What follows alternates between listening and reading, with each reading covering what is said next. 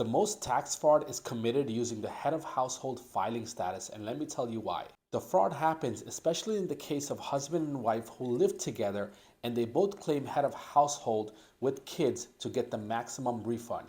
You're not supposed to do that because when you're married and living together, you cannot claim head of household. The only time you can claim head of household is if you don't live together the last 6 months of the year and you were married. Head of household filing status is really for single mothers, single fathers, or just anyone who has a dependent, and they provide more than 50% of the living cost of the house as well as 50% of the cost of that dependent. So basically, if you're unmarried, divorced, have no dependents, then you have to file single. Usually what happens is people who are married and still choose to file head of household even while they're living together, they get audited. A few years later, they have to produce documents for their head of household filing status, and if they do not, then they have to pay back that tax refund with penalties and interest.